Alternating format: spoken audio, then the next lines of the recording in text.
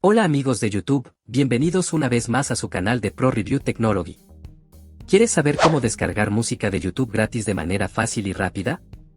No importa si tienes experiencia o no, hoy te voy a mostrar un truco sencillo que podrás usar en solo unos minutos. ¿Listo para dejar de buscar interminables páginas y empezar a descargar música sin complicaciones? Entonces, quédate conmigo hasta el final, así que, comencemos. Para descargar música de YouTube, primero abrimos nuestro navegador y nos dirigimos a la página principal de YouTube, ingresando en youtube.com. Una vez en el sitio, nos moveremos al lateral izquierdo de la pantalla, donde encontraremos todas las opciones del menú principal. Aquí, vamos a buscar la opción YouTube Studio, que nos dará acceso a todas las herramientas para gestionar nuestro canal. Al entrar en YouTube Studio, se abrirá una nueva pestaña con el panel de control del canal.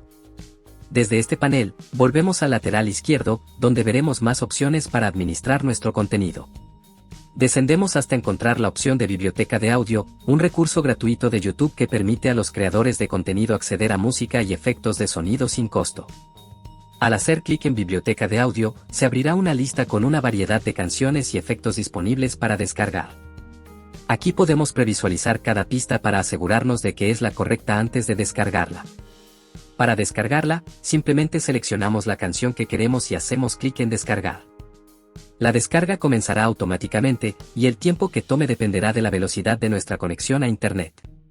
Una vez que la canción esté descargada, podremos utilizarla en nuestros vídeos de manera gratuita y sin preocuparnos por problemas de derechos de autor.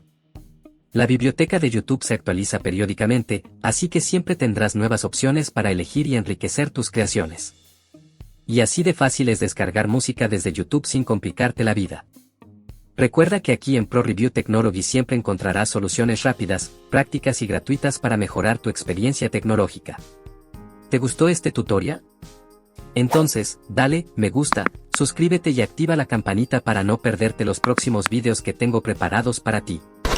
Déjame en los comentarios qué más te gustaría aprender, y recuerda, la tecnología está aquí para hacernos la vida más fácil.